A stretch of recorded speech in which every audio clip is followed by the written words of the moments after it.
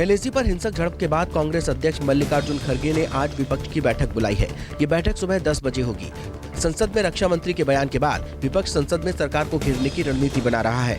कांग्रेस और दूसरे विपक्षी दलों के सदस्यों ने अरुणाचल प्रदेश के तवांग सेक्टर में भारत और चीन के सैनिकों के बीच झड़प के मुद्दे पर चर्चा की मांग करते हुए लोकसभा में इस मुद्दे को उठाया। विपक्ष सदन में चर्चा के लिए दबाव बना रहा था, लेकिन इसकी इजाजत नहीं मिली। बीजेपी ने आज संसदीय दल की बैठक बुलाई है। इस बैठक में प्रधानमंत्री समेत सभी सांसद और मंत्री शामिल होंगे। बैठक में प्रधानमंत्री नरेंद्र मोदी संसद सत्र को लेकर सांसदों को संबोधित करेंगे। इसके साथ ही बीजेपी संसदीय दल की बैठक में पार्टी के राष्ट्रीय अध्यक्ष जेपी नड्डा गुजरात में ऐतिहासिक जीत के लिए बीजेपी की ओर से पीएम का स्वागत करेंगे। बीजेपी को गुजरात विधानसभा में रिकॉर्ड जीत मिली है और भूपेंद्र पटेल दूसरी बार राज्य के मुख्यमंत्री बने हैं। बिहार के मुख्यमंत्री नीतीश कुमार ने बड़ा बयान देते हुए कहा कि साल 2025 विधानसभा चुनाव तेजस्वी यादव के नेतृत्व में लड़ा जाएगा। उन्होंने कहा कि तेजस्वी यादव ही महागठबंधन को लीड करेंगे। दरअसल विधानसभा के शीतकालीन सत्र से पहले महागठबंधन दल के विधायक दल की बैठक हुई। बैठक में महागठबंधन के सभी सहयोगी सातों दल शामिल हुए थे। बैठक के बाद नीतीश कुमार ने कहा कि तेजस्वी यादव को ही आगे बढ़ाना है। जब तेजस्वी यादव से इस बारे में पूछा गया तो उन्होंने कहा कि मुख्यमंत्री हमारे अभिभावक हैं, उन पर हम कुछ नहीं बोलेंगे। पीएम मोदी आज प्रमुख स्वामी शताब्दी महोत्सव का उद्घाटन करेंगे। स्वामी नारायण संप्रदाय के प्रमुख स्वामी शताब्दी महोत्सव के उद्घाटन पर अहमदाबाद में भव्य आयोजन किया जाएगा। 15 जनवरी तक चलने वाले इस महोत्सव में 21 देशों के वीआईपी समेत देश विदेश के 55 से 60 लाख लोगों के आने की संभावना है। इतनी बड़ी संख्या में आने वाले लोगों के लिए बीएपीएस संस्था के 80,000 वॉलंटियर लगाए गए हैं। 600 एकड़ में फैले समारोह स्थल को प्रमुख स्वामी महाराज नगर नाम दिया गया है। छत्तीसगढ़ के किसान संगठन रायपुर में आज बड़ी बैठक करने जा रहे हैं। इस बैठक में छत्तीसगढ़ के किसान और मजदूर संगठनों के प्रतिनिधि शामिल होंगे और अपनी मांगों को लेकर आंदोलन की रणनीति तैयार करेंगे। दरअसल छत्तीसगढ़ किसान मजदूर महासंघ दिल्ली के किसान मोर्चा से जुड़ा हुआ है, जिसके बैनर तले आज रायपुर के साहू समाज भवन टिकरापारा में सभी फसलों के न्यूनतम समर्थन मूल्य की गारंटी की मांग के लिए किसान संगोष्ठी का आयोजन किया जा रहा है। कर्नाटक में विधानसभा चुनाव के 4 महीने पहले महाराष्ट्र के साथ 60 साल पुराने सीमा विवाद के फिर उभरने को लेकर बीजेपी का केंद्रीय नेतृत्व सतर्क हो गया है। इसी कड़ी में अमित शाह महाराष्ट्र और कर्नाटक मुख्यमंत्रियों से आज बैठक करेंगे। मामला सुप्रीम कोर्ट में लंबित है। फिलहाल सीमा विवाद को लेकर जल्द ही कोई समाधान निकलने की उम्मीद नहीं है, लेकिन अमित शाह दोनों सीएम को बयानबाजी से बचने के निर्देश दे सकते हैं। दोनों तरफ से सीएम और अन्य नेताओं की बयानबाजी को ही विवाद के समय तूल पकड़ने की वजह माना जा रहा है। दिल्ली के उपराज्यपाल वीके सक्सेना आज मुख्यमंत्री अरविंद केजरीवाल के साथ एक बैठक करेंगे। ये बैठक उपराज्यपाल की अध्यक्षता में होगी, जिसमें भारत के G20 कार्यक्रमों की तैयारियों का जायजा लिया जाएगा। दरअसल भारत G20 की मेजबानी करने जा रहा है। आधिकारिक तौर पर 1 दिसंबर को दुनिया की 20 प्रमुख अर्थव्यवस्थाओं के समूह G20 की अध्यक्षता भारत को मिली है। G20 नेताओं का शिखर सम्मेलन अगले साल 9 और 10 सितम्बर को नई दिल्ली में आयोजित होगा। तेलंगाना के मुख्यमंत्री के चंद्रशेखर राव आज भारत राष्ट्र समिति के कार्यालय का उद्घाटन करेंगे। चुनाव आयोग की ओर से तेलंगाना राष्ट्र समिति का नाम बदलने को मंजूरी मिलने के बाद राष्ट्रीय राजधानी की ये उनकी पहली यात्रा है। दिल्ली की अपनी यात्रा के दौरान राव संवाददाता सम्मेलन को संबोधित कर सकते हैं। सीएम राव दिल्ली में सरदार पटेल मार्ग में पार्टी कार्यालय का उद्घाटन करने के बाद यगम, जो कि एक विशेष पूजा है, उसे करेंगे। केसीआर ने दिल्ली के वसंत विहार में केंद्र द्वारा आवंटित भूमि पर पिछले साल सितम्बर में टीआरएस कार्यालय की आधारशिला रखी थी। कांग्रेस के सांसद इमरान प्रताप गढ़ी ने संसद में हार्ट अटैक का मुद्दा उठाया। इमरान प्रताप गढ़ी ने कहा कि ये गंभीर मुद्दा है। आजकल लोगों को जिम करते वक्त, डांस करते वक्त हार्ट अटैक आ रहा है। इसकी जांच होनी चाहिए कि आखिर ऐसा क्यों हो रहा है। जिम में वर्कआउट करते हुए लोग गिर रहे हैं और दम तोड़ दे रहे हैं। डांस करते करते लोग मर रहे हैं और खुशियां मातम में बदल जा रही हैं। मेरा अनुरोध है कि स्वास्थ्य मंत्रालय अर्जेंट एक कमेटी गठित करे और जांच करे कि मौतों का कारण क्या है।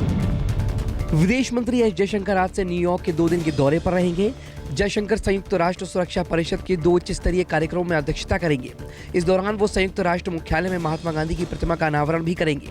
इसके साथ ही विदेश मंत्री शांति सैनिकों के खिलाफ अपराधों की रोकथाम के लिए एक मैत्री समूह की शुरुआत करेंगे। इस दौरान अंतर्राष्ट्रीय बाजार वर्ष 2023 विषय पर भारत की पहल को प्रदर्शित करने वाली एक विशेष फोटो प्रदर्शनी भी लगाई जाएगी।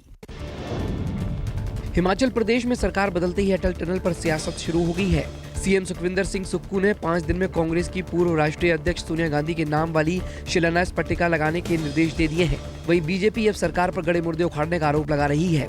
बीजेपी का कहना है कि सोनिया गांधी ने सिर्फ भूमि पूजन किया था, जबकि बाकी काम पूर्व पीएम अटल बिहारी वाजपेयी और केंद्र सरकार ने किया था। वहीं सीएम सुक्खू ने 6 महीने पहले बीजेपी सरकार की ओर से लिए गए फैसलों को रद्द कर दिया है। यूपी के कौशाम्बी में भारत जोड़ो यात्रा के दौरान कांग्रेस कार्यकर्ता आपस में भिड़ गए। कांग्रेसियों ने एक दूसरे पर जमकर लाठी डंडे और ईंट पत्थर चलाए। दो गुटों की भिड़ंत के चलते अफरा तफरी मच गई। इसके चलते कई राहगीर और पटरी दुकानदार भी प्रभावित हुए। इस दौरान किसी को चोट आई तो किसी का ठेला पलट दिया गया। बताया जा रहा है कि पीसी सदस्य और पूर्व प्रधान के 2 गुट पदयात्रा के दौरान प्रदेश प्रभारी अजय राय के साथ चलने को लेकर आपस में भिड़ गए। वहीं पुलिस ने मामले में 2 लोगों को गिरफ्तार किया है। बिहार के भागलपुर में पुलिस ने जेडीयू विधायक गोपाल मंडल के रेस्टोरेंट पर छापा मारा। इस दौरान पुलिस ने लोगों से पूछताछ की और फिर हाउसिंग बोर्ड कॉलोनी जाने वाले रास्ते का भी मुआयना किया। बता दें कि भागलपुर में सोमवार को सरेआम मारपीट और गोलीबारी की घटना को अंजाम दिया गया, जिसमें महिला समेत 4 लोग घायल हो गए, जिसमें से एक को सिलीगुड़ी रेफर कर दिया गया है। घटना का आरोप जेडीयू विधायक गोपाल मंडल के बेटे आशीष मंडल और उसके साथियों पर लगा है। पूरा विवाद जमीन को लेकर बताया जा रहा है। इंदौर के Mahatma Gandhi memorial medical college में रैगिंग का एक भांडाफोड़ करने वाली पुलिस ने अनोखा तरीका अपनाया। पुलिस ने एक महिला पुलिसकर्मी को स्टूडेंट बनाकर कॉलेज में भेजा। इस दौरान पुलिसकर्मी शालिनी चौहान मेडिकल स्टूडेंट बनकर कॉलेज की छात्र छात्राओं के साथ घुल मिल गई और अंडरकवर कॉप बनकर रैगिंग गैंग का खुलासा कर दिया। दरअसल यूजीसी से कॉलेज में रैगिंग की शिकायत की गई थी, जिसके बाद अज्ञात छात्रों के खिलाफ मामला दर्ज कर लिया गया था। यूपी के गोरखपुर से हैरान करने वाली घटना सामने आई है, जहां शिवपुर शाहबाजगंज में 4 दिन तक मां के शव को तख्त के नीचे बेटे ने छिपाए रखा। शव से बदबू आने पर अगरबत्ती और धूपबत्ती जलाता था, लेकिन शव से तेज दुर्गंध आने पर पड़ोसियों ने अनहोनी की आशंका जताते हुए पुलिस को जानकारी दी, तो मौके पर पहुंची पुलिस दंग रह गई, जिसके बाद शव का पंचनामा कर पोस्टमार्टम के लिए भेज दिया गया। मृतका के भतीजे अवनीश नारायण त्रिपाठी ने पुलिस को लिखित प्रार्थना पत्र दिया है और कहा है कि बुजुर्ग की स्वाभाविक मौत है और भाई मानसिक रोगी है। राजस्थान के कोटा में पुलिस एक एक्शन के कारण सोशल मीडिया पर ट्रोल हो गई है। कोटा पुलिस को सिंगर शुभम शिकारी को गिरफ्तार करने के लिए ट्रोल किया जा रहा है। शुभम ने ज्ञानव्यापी परिसर पर एक गाना गाया था। इस गाने के प्रचार के लिए उसने जुलाई के महीने में कोटा में पोस्टर भी लगाए थे। पोस्टर लगाने पर पुलिस ने उसे गिरफ्तार किया। 6 धाराएं लगाई गई, मोबाइल जब्त कर लिया गया। 3 दिन के बाद थाने से जमानत पर रिहा हुआ। वीडियो को एक सामाजिक कार्यकर्ता ने अपने ट्विटर अकाउंट पर शेयर किया, जिसके बाद ये बवाल शुरू हो गया। गुजरात में एक संदिग्ध पाकिस्तानी आईएसआई एजेंट को पुलिस ने गिरफ्तार किया है। पाकिस्तानी एजेंट को सूरत क्राइम ब्रांच ने जांच के बाद गिरफ्तार किया। पुलिस गिरफ्त में आए संदिग्ध जासूस पर पाकिस्तान को खुफिया जानकारी भेजने का आरोप है। जानकारी के मुताबिक एजेंट एक फाइनेंशियल मॉड्यूल ऑपरेट करता था और किसी को शक न हो इसके लिए लोगों के बीच घुल मिल कर रहता था। पुलिस टीम फिलहाल एजेंट से पूछताछ कर रही है और उसके नेटवर्क के तार खंगालने में जुटी है।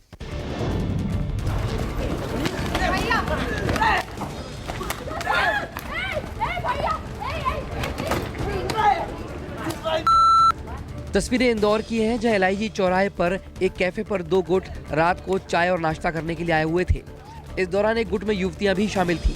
युवतियों को देख एक गुट ने गाड़ी का म्यूजिक तेज कर दिया, जिस पर युवतियों ने आपत्ति जताई, तो दूसरे गुट ने म्यूजिक की आवाज को और तेज कर दिया, जिसके बाद कहासुनी हुई और बात मारपीट तक पहुंच गई और बेल्टबाजी भी की गई।